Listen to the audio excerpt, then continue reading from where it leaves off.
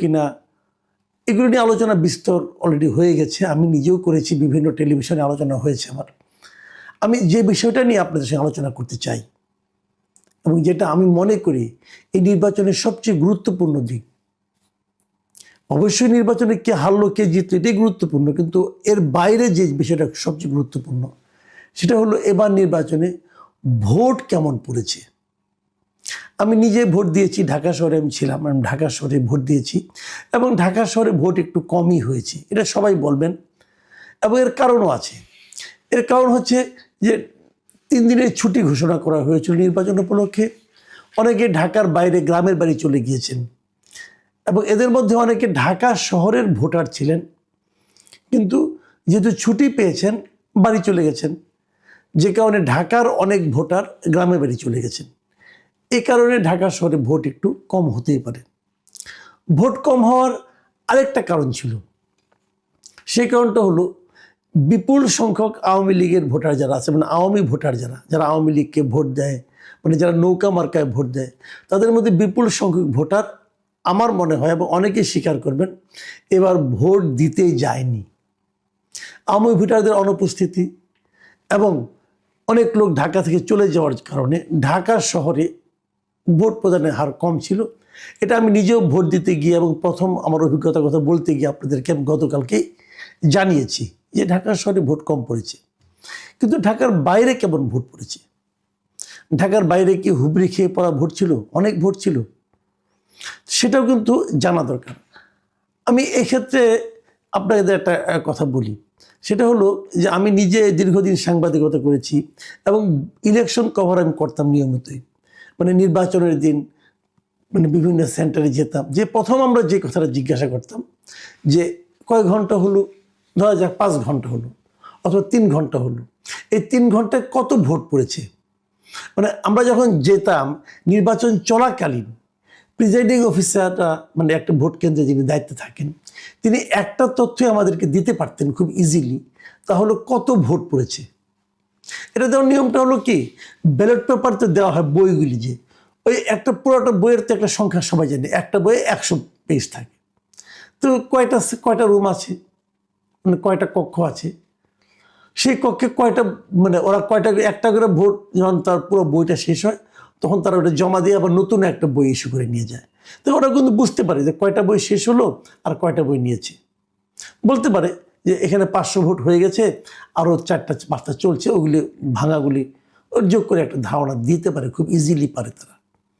তো এটা হলো সবচেয়ে প্রথম যে কত ভোট পড়লো, মানে কতগুলি ভোট হলো, তারপর সেই ভোট কে কতটা পেল অথবা কতগুলি ভোট বাতিল হলো, নষ্ট হলো, এগুলো আলাদা হিসাব।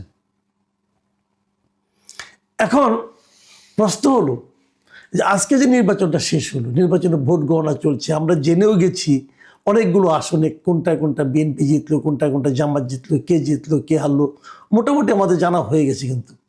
কিন্তু আপনি কি জানেন যে এবার কত শতাংশ ভোট পড়েছে? আপনি না, আপনিও জানেন না, আমিও জানি না, এখন পর্যন্ত আমি জানি না। আর কি কেন জানি না?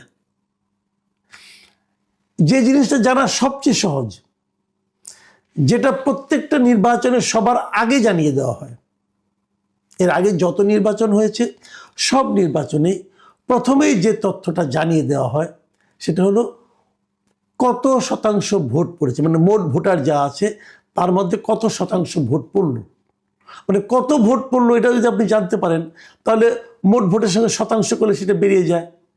এখানে কঠিন কিছু নাই। কিন্তু এবার রাত 10টা পর্যন্ত যখন কোনো ফলাফল, মানে কেউ যখন জানতে পারলো না যে কত ভোট পড়েছে, তখন সাংবাদিকরা কিন্তু নির্বাচন কমিশনের ভেতরে যে একটা থাকে, কন্ট্রোল রুম থাকে, সেখানে সাংবাদিকদের ওরা ব্রিফ করেন যে এত ভোট পড়েছে, এত অমুক আসনে অমুক এগিয়ে আছে, হয়তো 150 আসন, 150 কেন্দ্র আছে, তারপরে 70টা কেন্দ্রের ফল জানা গেছে, কে এগিয়ে আছে, এগুলো আংশিক ফলাফল, এগুলো ঘোষণা করা হয়। এটা আগেও হতো।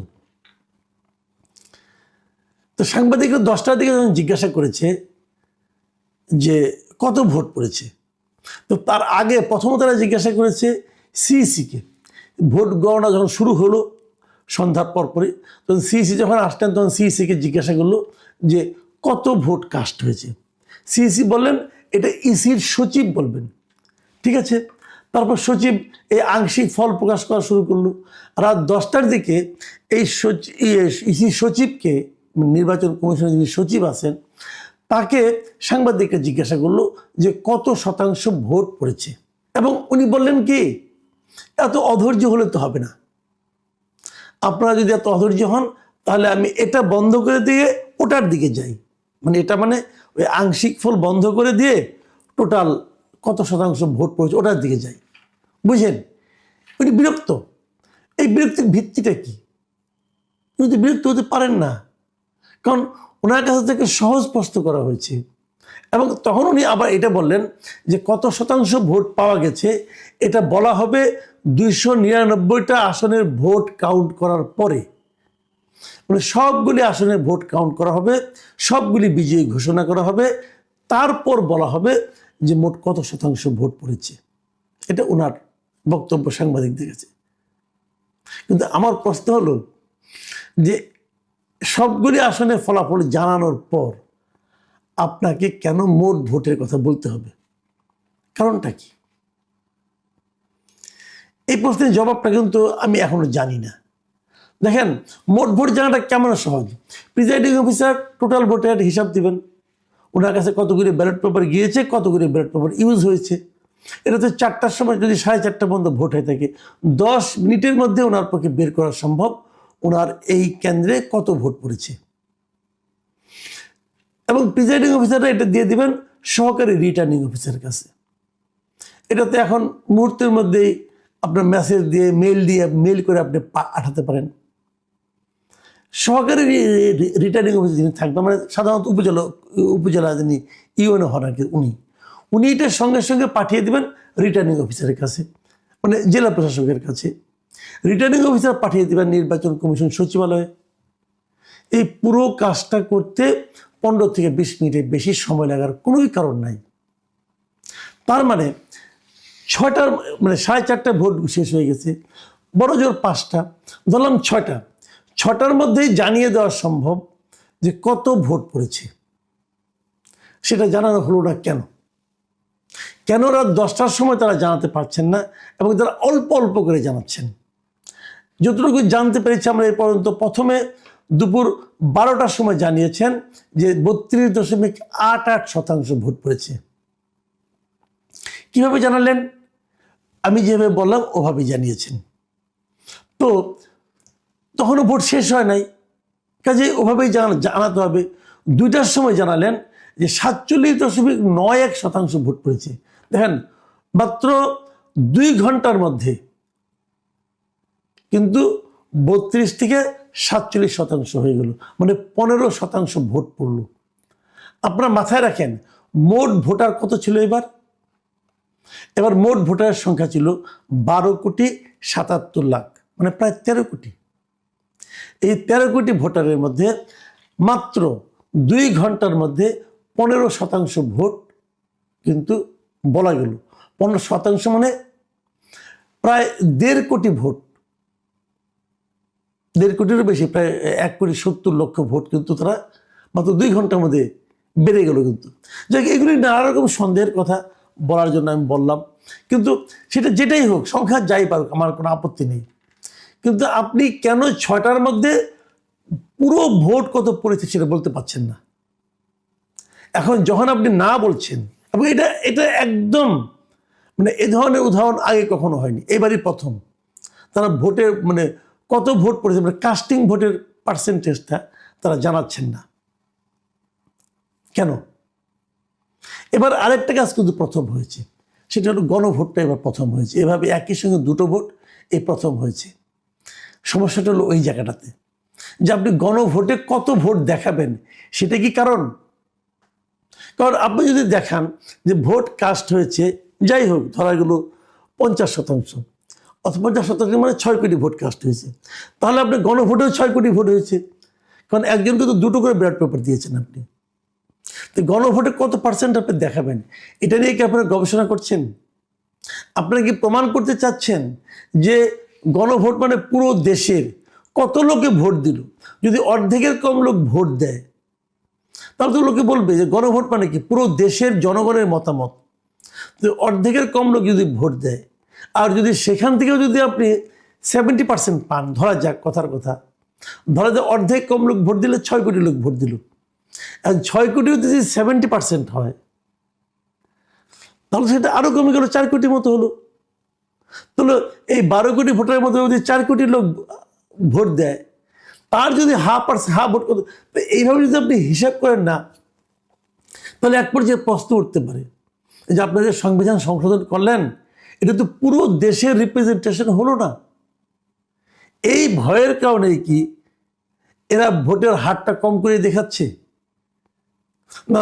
তারা মানে কি, তারা হা না ভোট গুনে এক পর্যায়ে যে কত পার্সেন্ট ভোট দেখালে পরে হা ভোটের সংখ্যা 50%-এর বেশি হয়, তারা কি এই হিসেবের দিকে যাচ্ছে?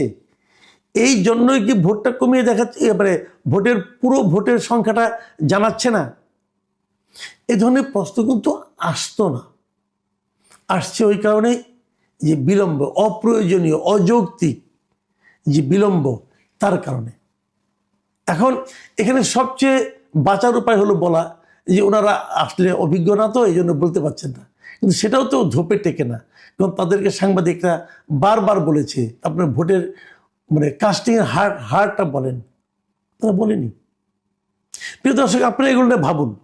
আমি একটা সম্ভাবনার কথা বললাম, এই সম্ভাবনা যদি থাকে, এমনিতে হা না ভোট নিয়ে নানা ধরনের বিতর্ক, লোকে বুঝতেও পারছে না কেন হা কেন না, তার মধ্যে যদি এই কত পার্সেন্ট ভোট পড়লো এটা নিয়ে বিতর্ক হয়, তাহলে এই রেফারেন্ডামের মানে এই গণভোটের ভবিষ্যৎ আলটিমেটলি কি দাঁড়াবে? এটা আপনি আজকে সকাল থেকে তো নির্বাচনী একটা বেশ সরগরম পরিস্থিতি দেখলাম আমরা। আমি নিজেও সকালে বাইরে গিয়েছিলাম, সকালে একটা টকশো ছিল, ওখানে গিয়েছিলাম। যাওয়ার পথে দেখলাম যে ভোট কেন্দ্রের সামনে যে প্রচন্ড ভিড়, সেটা কিন্তু আমি দেখিনি। আপনার কি অভিজ্ঞতা? আপনি নিশ্চিত ভোট দিয়েছেন? হ্যাঁ, আমি যে এই লেক সার্কাস উচ্চ বালিকা বিদ্যালয়, এখানে ভোট দিতে গেলাম। তো আমি একদম স্ট্রেট মানে কোনো লাইন ছাড়াই ঢুকে পড়তে পারলাম আমার বুথে। আবার কোনো কোনো বুথে, ওই স্কুলের কোনো কোনো বুথে আবার লাইন দেখলাম, বিশেষ করে মহিলাদের, নারী ভোটারদের লাইন দেখলাম। তবে একেবারে যে খুব উচ্চে পড়া তেমনটা মনে হলো না, এবং পরিবেশ খুব শান্তিপূর্ণ। সেনাবাহিনীর টহল, পুলিশ সব মিলায় নিরাপত্তাটা অন্তত নিশ্চিত। এরকম নিরাপত্তা ব্যবস্থায় আরো ভোটার হওয়ার কথা। এখন জানি না তারা সকাল সকাল অনেকে ভোট দিয়ে চলে গেল কিনা। নাকি এমনটি কি হতে পারে যে ঢাকা শহর তো আপনি গত 2 দিন ধরেই দেখছেন, ঢাকা শহরের উপস্থিতি একটু কম, তো হ্যাঁ, অনেকে বাড়ি গেছে। আসলে আমাদের তো ভোটের ব্যাপারে তো আগ্রহটা অনেক আগে নষ্ট হয়ে গেছে। তো অনেকে এই ছুটিটা কাজে লাগাচ্ছে, কেউ ভোটার হোক বা না হোক, তারা মানে ছুটিটা ভোগ করতে চলে গেছে। আবার অনেকে হয়তো ভোটার গ্রামে, এখানে না, সেই কারণে চলে গেছে। ভোট কেন্দ্রের সামনে আপনার আশেপাশে রাস্তাতে যে আপনার বিভিন্ন প্রার্থীদের যে ক্যাম্প হয় ছোটখাটো, যে ক্যাম্পের মধ্যে মানুষ যে তাদের নাম্বার গুলি সংগ্রহ করে, আপনি এরকম মানে কয়জন প্রার্থীর ক্যাম্প দেখেছেন? আমি দুটোই দেখলাম, একটা ধানের শীষ আর একটা হচ্ছে দাঁড়িপাল্লা। কিন্তু প্রার্থী তো অনেক ছিল। হ্যাঁ, প্রার্থী অনেক ছিল। আমি আর অন্য কোনো প্রার্থীদের মানে দেখলাম না, মানে তৎপরতা দেখলাম না, মানে কোনো বুথও দেখলাম না। এবং যে বুথ গুলো দেখলাম, ধানের শীষ বা ওই দাঁড়িপাল্লা, তারাও মনে হলো যেন নিষ্ক্রিয়, মানে খুব একটা যে তাদের কোনো কর্মকাণ্ড আছে, কাজ আছে, আমার কাছে মনে হলো না। মানে সেখানে আপনি কোনো উপচে পড়া ভিড় দেখেন নাই, যে ওই যে সিরিয়াল নাম্বারটা নেওয়ার জন্য কোন আসনে হবে, কোন রুমে হবে, এরকম কোন মানে দেখেন নাই, ভিড় দেখেন নাই কখনো?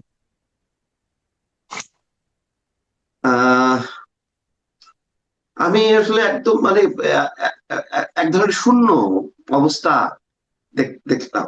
হ্যাঁ, শূন্য পরিস্থিতি দেখলাম, মানে ওইরকম কোনো ভিড়ভাট্টা দেখলাম না আর কি। একটু অবাকই লাগলো। তিনটা প্রহসনের নির্বাচন যেগুলো আমরা বলি 14, 24 এবং 18, এই যে তিনটা নির্বাচন, এই তিনটা নির্বাচনের পর অনেকে মানুষ কিন্তু বলেছিল তারা ভোট দিতে পারে না, জীবনে প্রথম ভোট দেবে, বা এই জীবনে প্রথম ভোট দেওয়ার যে আগ্রহ থাকার কথা সেরকম কিছু দেখেছেন কিনা আপনি, এবং সেই বয়সে খুব বেশি ভিড় দেখেছেন? না, আমি সেটা অন্তত আমার এই কেন্দ্রে দেখিনি। এখন সারা ঢাকা শহর আমার ঘোরা হয়নি, তবে আমার স্টাফ ইকবাল সেও বললো যে একদম ফাঁকা দেখছে তার ধানমন্ডির একটা কেন্দ্রে, সেও সেটা দেখেছে। এই চিত্রটা হয়তো রাজধানীতে আমার মনে হচ্ছে বিশেষ করে একদম শহর এলাকায়, আবার হয়তো পাশের এগুলি একটু পুরান ঢাকার দিকে বা সাইডের শহরতলি সেসব জায়গায় হয়তো চিত্রটা ভিন্ন কিনা আমি জানি না। তবে কেউ কেউ বলেছে আমার পরিচিত, তারা বেশ লাইনে দাঁড়িয়ে ভোট দিতে তাদের কষ্ট হয়েছে সকালবেলা দিকে, পুরান ঢাকায়। হ্যাঁ, তবে মিশ্র আছে, মানে তবে আওয়াজ যে এরকম আওয়াজ ছিল যে একেবারে টইটম্বুর অবস্থা হবে, ভোট 70% পার হবে, হ্যাঁ, আমার মনে হয় না সেরকম। এটা যদি 10-50% হয়, আমার মনে হয় যে সেটাই অনেক। এখন যে পরিস্থিতি 50% ভোট তো হয়েছিল 91 এর কথা, 91 এর ভোটের কথা নিশ্চয়ই আপনার মনে আছে। তখন যে কত ছিল 91-এ? 91 ছিল 51%। 51, তাহলে তো 51%-এ আসাটাও কঠিন হয়ে যাবে যদি রিয়েল ভোট হয়। তাহলে ধরে নিতে হবে 40-45। আচ্ছা আচ্ছা আচ্ছা, এরকম কাছাকাছি যাইতে পেলেন। এটাতে আপনার 91-এ তো ধরেন আওয়ামী লীগ ছিল, এবার তো আওয়ামী লীগ নেই, তাই না? তো এখন এবার আওয়ামী লীগ ছাড়া ভোট হচ্ছে। এটা যতই বলি না কেন, বাংলাদেশের দীর্ঘদিনের ঐতিহ্য নৌকা ধারে শেষ। কোনো একটা অংশ যদি না থাকে তাহলে সেই ভোটের আর থাকে না। ঢাকায় দেখেন না, মোহামেডান আবাহনী, আপনি মোহামেডানের সাথে যদি ভিক্টোরিয়ার ফাইনাল খেলাও দেন জমবে না, আবার আবাহনীর সাথে যদি ফকিরের পুলে দেন জমবে না। বিশ্বকাপে দেখেন এই যে যতই থাকুক, নিউজিল্যান্ড থাকুক, পাকিস্তান ভালো না থাকলে আর জমে না। এবার পাকিস্তান খেলবে না বলে হাহাকার, পায়ে ধরে পরে তাদেরকে নিয়ে আসতে হলো। বাংলাদেশের বিসিবির সভাপতিকে উড়াই নিয়ে পাকিস্তানে নিয়ে যে একটা বুঝ দিয়ে পাকিস্তানকে রাজি করানো হলো, তাই না? তো ট্রেন্ড এটা, এই ট্রেন্ড কি আপনি মানে ভাঙার চেষ্টা করছে তো শেখ হাসিনা, কম না, তাই না? যেরকম ভোট হলো, আপনার কি মনে হয় যে এই ভোট গণার জন্য মানে দীর্ঘ সময় লাগা উচিত? না, এটা তারেক রহমানও কিন্তু একটু আগে দেখলাম স্ক্রলে যাচ্ছে যে ভোট গণনা শেষ করতে বেশি সময় লাগার কথা না। এটা আমার ধারণা তো 9টা-10টার মধ্যে শেষ হয়ে যাওয়ার কথা, কারণ 4:30টায় ভোট শেষ হওয়ার সাথে সাথে কাউন্ট শুরু হবে। এই কাউন্ট ধরেন 50% ভোট কাউন্ট করতে রাত 12টা, 1টা, 2টা পর্যন্ত। কারণ অনেক সময় হয় কি, আমি দেখেছি যে ধরেন 4টা, যে সময় ভোটের শেষ হয়, শেষ টাইম, সেই সময়ও ওই ক্যাম্পাসের মধ্যে প্রচুর লোক থাকে, ওই তাদের ভোট গ্রহণ করতে করতে কিন্তু 7টা 8টা বেজে যায়। কিন্তু এখন তো ক্যাম্পাসে অনেক লোক থাকার কোনো কারণে আমি দেখলাম না আজকে। কাজেই 4:30 মানে 4:30টার সময় তারা গোনা শুরু করতে পারবে বলে আমার ধারণা। হ্যাঁ হ্যাঁ, রাইট। না, 5টা থেকে, আপনি 5টার থেকে যদি গণনা শুরু করে মানে কি আর সময় লাগবে আর কি, আমি তো বুঝি না। কারণ এবার তো ধরেন প্রিজাইডিং অফিসার আছে, সহকারী প্রিজাইডিং অফিসার আছে, মানে অনেক কর্মকর্তা তো ভরপুর। হ্যাঁ, সেখানে সময় লাগার কথা না। আমরা আলোচনা শেষ করে, যেটা লম্বা আলোচনা করবো না আমরা, কিন্তু আমি আগে জানতে চাচ্ছি, আপনি তো মানে নতুন একটা অভিজ্ঞতা হলো আপনার রেফারেন্ডাম, মানে হা না ভোট নিয়ে, এটা নিয়ে আপনার প্রতিক্রিয়াটা একটু বলবেন। ব্যালটটা পাওয়ার পরে কি মনে হলো, কি করলেন? ব্যালটে আমি হাতেও ভোট দিইনি, নাতেও ভোট দিইনি, সত্যি কথা বলতে। আমি খালি পেপারটাই ঢুকে ফেলছি, কারণ এটা আমার কোনো রকম আগ্রহ নেই। বরং যদি আমাকে বলতো যে না তোমাকে ভোট দিতেই হবে, তাহলে হয়তো আমি নাতেই ভোট দিতাম।